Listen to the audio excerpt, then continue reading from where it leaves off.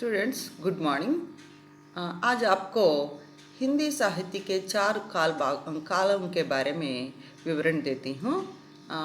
कल आप तो रामचंद्र शुक्ल ने किस प्रकार हिंदी साहित्य को काल विभाजन किया, किसके आधार पर काल विभाजन किया और हर एक काल का समय क्या है, हर एक काल का नामकरण रामचंद्र शुक्ल ने किस प्रकार दिया, सभी विषयों को इसके पहले क्लास में आपको पढ़ाया। अभी आपको इस हर एक काल के बारे में एक पूरा विवरण मैं देती हूँ। हिंदी साहित्य का पहला एक बार आपको सभी कालों के बारे में एक बार याद करती हूँ। क्या है कि रामचंद्र शुक्ल ने हिंदी साहित्य के इतिहास को चार काल विभागों में विभाजित किया है। आपको मालूम कई लोग हमने हिंदी साहित्य के इतिहास को लिखा, लेकिन मुख्य रूप से रामचंद्र शुक्ल का जो किताब है, माने हिंदी साहित्य के इतिहास का जो किताब है, उसी किताब को आज सभी लोग आजकल सभी लोग उनका ही साहित्य को ही फॉलो कर रहे हैं। अभी हिंदी साहित्य के इतिहास को रामचंद्र शुक्ल ने आपको मालूम है, इसके पहले क्लास में आपको पढ़ाया क्या है। रामचंद्र शुक्ल ने हिंदी साहित्य के इतिहास को चार काल विभागों में विभाजित किया है। प्रवृत्ति के आधार पर रामचंद्र शुक्ल ने प्रवृत्ति के आधार पर हिंदी साहित्य के इतिहास को काल विभाजन किया। उन्होंने हिंदी साहित्य के इतिहास को चार काल विभागों में विभाजित किया है और हर एक काल का एक एक नामकरण है। पहला काल का क्या है? पहला काल का नाम क्या है? आदिकाल। आदिकाल का दूसरा नाम है वीरगाथा काल और इसका समय है 1050 से लेकर 1375 तक है।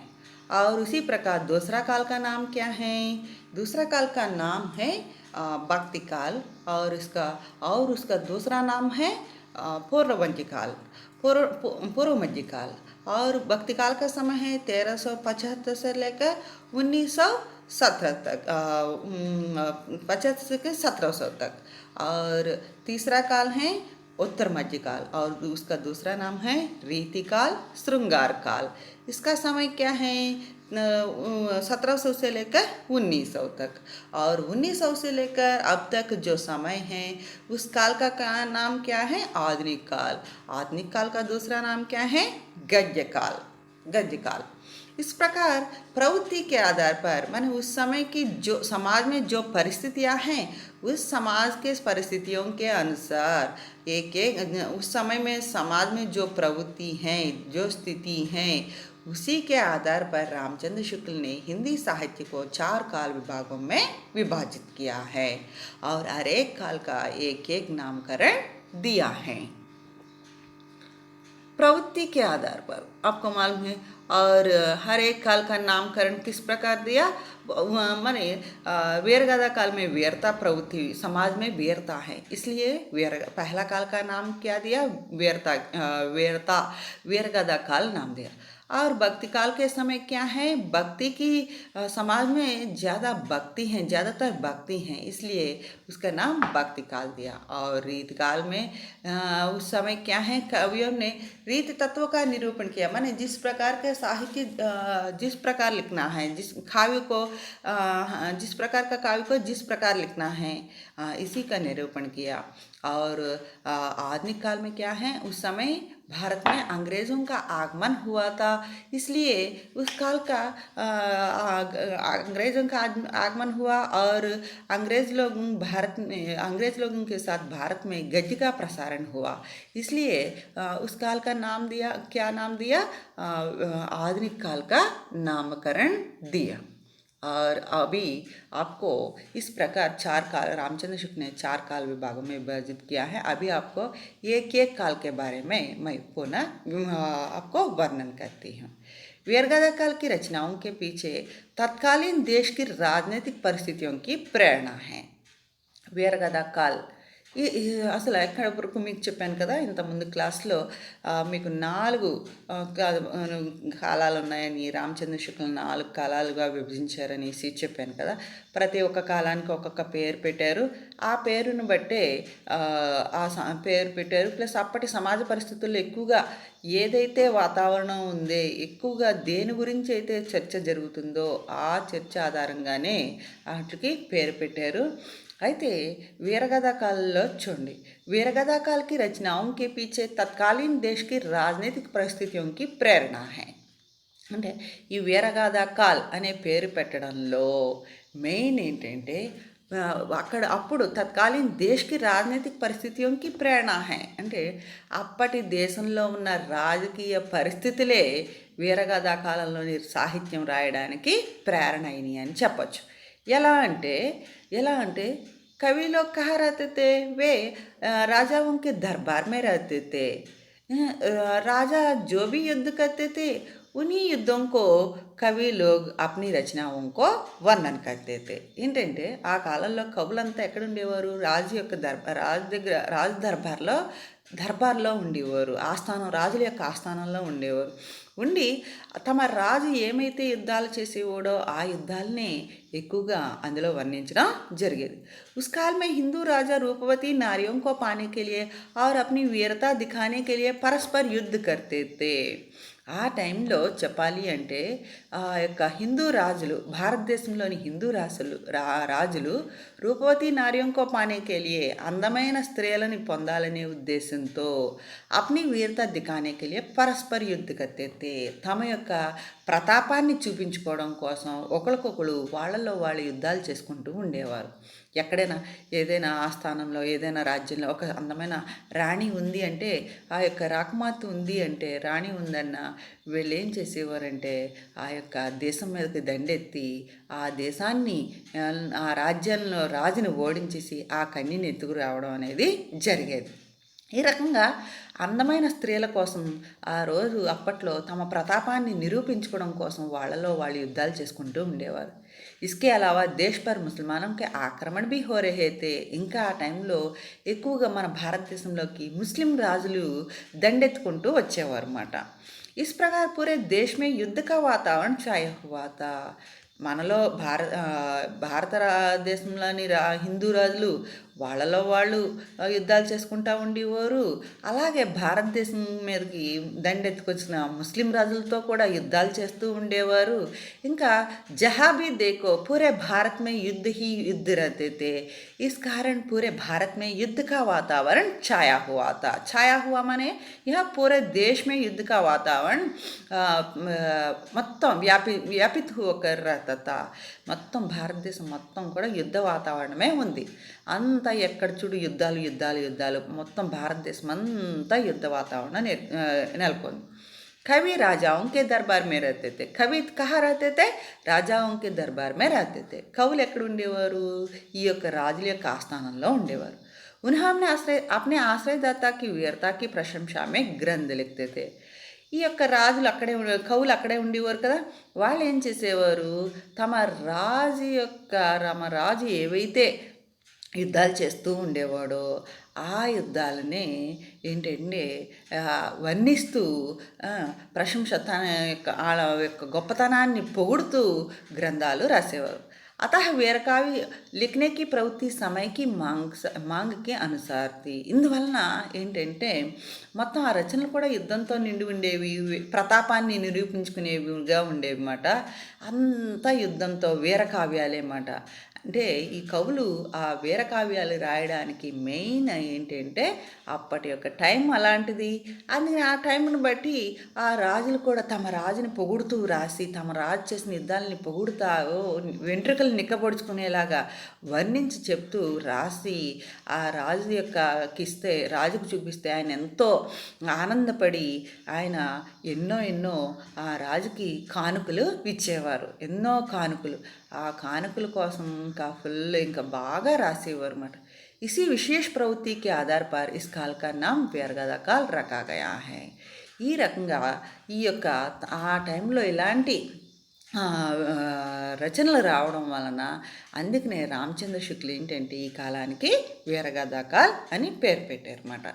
ఈ రకంగా वीरगाथा का काल नाम वीरगाथा काल का नाम कैसा आया है कि उस समय समाज में पूरे भारत में युद्ध की वातावरण है। पूरे भारत में युद्ध की वातावरण है। राजा लोग आप रूपवती नारियों के लिए आपस में युद्ध करते थे, आपस में युद्ध करते थे और अपनी वीरता प्रदर्शन के लिए युद्ध करते थे। और बीच बीच में क्या है, हमारे भारत में मुसलमानों का आक्रमण हो रहे थे और उस आक्रमण को मैंने मुसलमान राजाओं से हिंदू राजा युद्ध करते थे। इस प्रकार पूरे भारत में युद्ध ही वातावरण था। इसी युद्ध की वातावरण के कारण उसी दरबार में मैंने उन राजाओं के दरबार में रहने वाले जो भी कवि लोग थे वे लोग क्या करते थे, अपने राजा जो युद्ध करते थे इन युद्धों को प्रशंसापूर्वक वर्णन करते हुए ग्रंथ लिखते थे। इसी कारण पूरे ग्रंथ केवल वीरता से भरकर रहता था। इस कारण रामचंद्र शुक्ल ने उस समय की जो रचनाएं हैं उस रचनाओं के आधार पर रामचंद्र शुक्ल ने इस वीरगाथा काल को इस आदिकाल को वीरगाथा काल का नाम दिया था। इस प्रकार 1050 से लेकर 1375 तक पूरे समाज में, पूरे भारत में युद्ध का वातावरण छाया हुआ था। इसलिए रामचंद्र शुक्ल ने इस काल को वीरगाथा काल नाम दिया। पूरे मुख्य रूप से आदिकाल की विशेषता क्या है, मुख्य रूप से बताना है तो उस समय कवियों का मुख्य उद्देश्य अपने आश्रयदाताओं के राजाओं का या गाथाओं का वर्णन చెప్పాలంటే తమకు ఆశ్రయం ఇచ్చిన రాజుల యొక్క గాథని అంటే కహానిयों को मैंने अपने राजा जो उस अपने समय में जो युद्ध किया था उन युद्धों को वर्णन उस कवि लोग करते थे। और యుద్ధం का రోమాంచకారి వర్ణన్, ఇంకా ఆ యుద్ధాలను కూడా ఎలా వర్ణించేవారు అంటే రోమాంచకారి వర్ణన్ ఏంటి, వెంట్రుకలు నిక్కబొడుచుకునేలాగా అసలు ఆ కావ్యాల్ని చదువుతుంటే నిజంగా కళ్ళెదుటే ఆ యుద్ధం జరుగుతుందా అన్నట్టు మనకి అంత ఇదిగా వెంట్రుకలు నిక్కబొడుచుకునే అంత ఇదిగా ఆ యొక్క కవులు ఆ కావ్యాల్ని రాశారు। इतिहास की अपेक्षा कल्पना की मात्रता अधिक। ఇంకా చెప్పాలంటే ఇతిహాస్కి అపేక్ష, ఇతిహాసం అంటే ఏంటి, చరిత్ర అంటే చరిత్రలో ఎప్పుడు ఏముంటుందంటే యాజ్ ఇట్ ఈజ్ ఉన్నది ఉన్నట్టుగా ఉంటుంది ఎక్కువ. కానీ ఈ కవులు రాసినప్పుడు తమ రాజుని ఇంకా రాజు యొక్క ఇది పొందాలనే ఉద్దేశంతో ఈ యొక్క కవులు ఏం చేసేవారంటే ఉన్నదానికన్నా కల్పనాకి మాత్రం అది ఎక్కువ ఊహలు ఎక్కువ, తమ రాజు ఇంకా గొప్పోడు, అది గొప్పోడు, ఇది గొప్పోడు అని చెప్పేసి ఇంకా ఊహలను ఎక్కువగా దానికి అటాచ్ చేసి రాశారన్నమాట। इस काल में ग्रंथ को रासो कहलाते।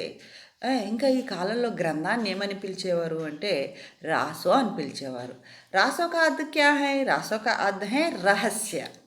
చెప్పాలంటే రాసో అనే పదం యొక్క అర్థం ఏంటి అంటే రహస్యము అని అర్థం। అంటే अपने राजा के जो रहस्य हैं उस रहस्य को वर्णन करते थे। माने अपने राजा जो युद्ध करते थे उन युद्धों को वर्णन करते थे। రాసో అంటే రహస్య అని అర్థము। ఈ యొక్క తమ రాజు యొక్క కథని ఇక్కడ వివరించి చెప్పేవారు అన్నమాట। ఈ రకంగా ఇంకా చౌతా वीर काव्य या वीर गीत अपभ्रंश या देश भाषा में लिख जाते थे। ఇంకా ఆ కాలంలో అపభ్రంశ భాషలోను దేశ భాషలోను రాసేవారు। అంటే రెండు యాసలు అన్నట్టు హిందీనే, కానీ హిందీ అపభ్రంశ భాష అంటే దానికంటూ గ్రామర్ లేదు, ఏమీ లేదు, ఏదైతే మాట్లాడేస్తూ ఉంటామో ఒక గ్రామరు ఏమీ లేకుండా ఆ పద్ధతిలో రాసేసిన రచనలు ఉన్నాయి। అలాగే దేశ భాష అంటే సిస్టమేటిక్గా రాసే రచనలు కూడా ఉన్నాయి। హిందీనే సిస్టమేటిక్గా రాసే రచనలు ఉన్నాయి, హిందీలో గ్రామటికల్ ఏమీ లేకుండా రాసే రచనలు కూడా అపభ్రంశ భాష అంటే చెల్లా చెదురైన భాష అంటాం। ఏ, అంటే అప్పుడు దేశ భాష దీనే దేశ భాష అన్న అపభ్రంశ భాష అన్న ఇంకా జనరల్గా ఉండేవి అన్నమాట. అంతా మాట్లాడుకునే భాషలోనే రాసేవారు కావ్యాన్ని. ఎందుకంటే ప్రాచీన కాలంలో భాషను కూడా ఎలా మాట్లాడుకునేవారు, కావ్య రూపంలోనే మాట్లాడుకునేవారు తప్ప గద్య రూపం అనేది లేదు. గద్య రూపం అనేది ఎప్పుడు వచ్చింది, ఈ యొక్క బ్రిటిష్ వాళ్ళు మన భారతదేశానికి వచ్చిన తర్వాత గద్యం అనేది వచ్చింది. అప్పటి వరకు పద్య రూపంలోనే మాట్లాడుకునేవారు. ఈ రకంగా కావ్యాలు కానీ పెద్ద పెద్ద మహాకావ్యాలు రాసేవారు. అలాగే వీరగీతాలు అంటే ఏంటి, పాటలు, వీర పాటలు అంటాం. అంటే ఏంటి, ఎలాగంటే దేశభక్తి ప్రోత్సాహమైన పాటలు.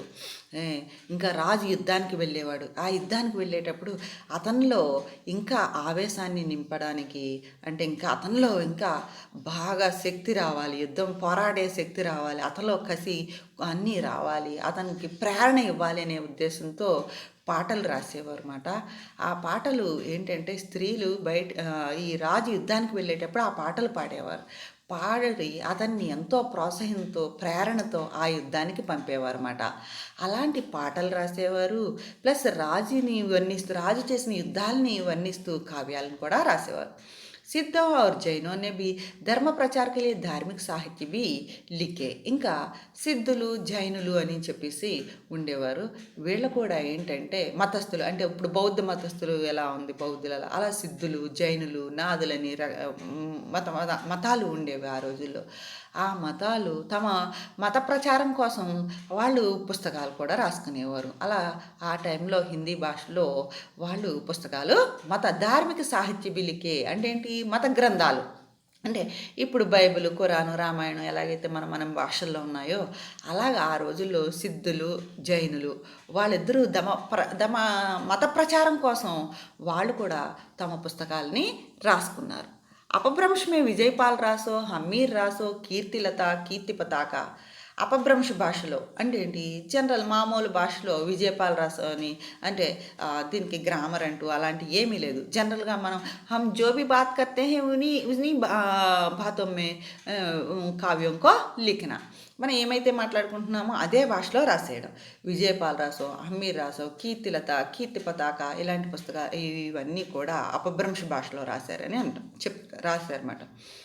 తర్వాత దేశ భాష అంటే ఈ సిస్టమేటిక్ భాషలోకి వచ్చేటప్పటికి పృథ్వీరాజ్ రాసో అని, బీసల్ దేవ్ రాసో అని, కుమాన్ రాసో అని, పరమాల్ రాసో, జయచంద్ర ప్రకాష్, జయమయంక, జస్ చంద్రిక, అమీర్ ఖుస్రోకి పహేలియా ఇవన్నీ దేశ భాషలో రాయబడ్డాయి.